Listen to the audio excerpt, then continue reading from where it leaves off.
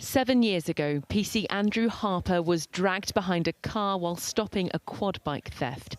He never came home to his new wife, Lissy, who says allowing two of his killers to be released early would make a mockery of our justice system. To have your loved one snatched away from you in such a horrific and senseless way is indescribable in itself, she says. 7 years later, we are now faced with a secondary gut punch that is coming from our own government. Jessie Cole and Albert Bowers were sentenced to 13 years for manslaughter in 2020.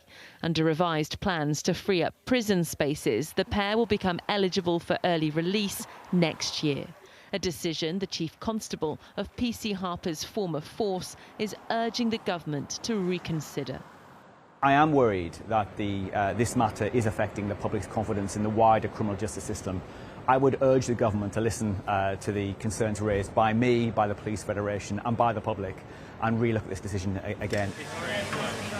On a visit to Portsmouth, Andy Burnham's most senior cabinet member defended the Prime Minister's position. The Prime Minister has been able to exempt certain offences, including rape, child sex and grooming, but some really difficult decisions remain, and the Prime Minister has been clear that he would like to go further, but has apologised to the family of PC Harper.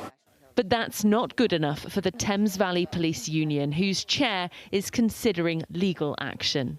The government would say that right now they have to draw the line somewhere. So where should they draw the line? They have to draw the line.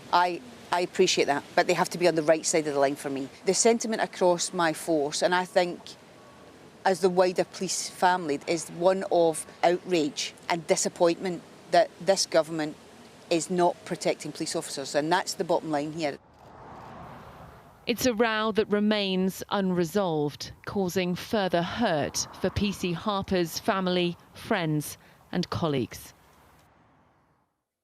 So, Carrie, how likely is it the government will face legal action? Well, everything we're hearing from the government this week suggests that there really is absolutely no wiggle room on this. They've made this decision to include manslaughter in the early release scheme, and they won't make an exception for PC Harper's killers. You heard from Aileen O'Connor, the branch chair of Thames Valley Police Federation. At the end of my report there, she seemed extremely determined today to explore every avenue possible to continue to fight this. She is seeking legal advice, and the Chief Constable of Thames Valley Police said that he might consider joining her if that legal action goes ahead. Any legal challenge would have to be heard in the High Court. That's where ministerial decisions are reviewed, and judges there would have to be convinced that there was a clear legal problem with the way this decision was made. It's not about whether or not they agree that it's the right decision. It's about whether or not there's a legal issue there. The pressure on the government isn't letting up at all, though. A petition launched yesterday to stop the release of PC Harper's killers has well over 300,000 signatures. So, like I say, it's a row that's really not going away.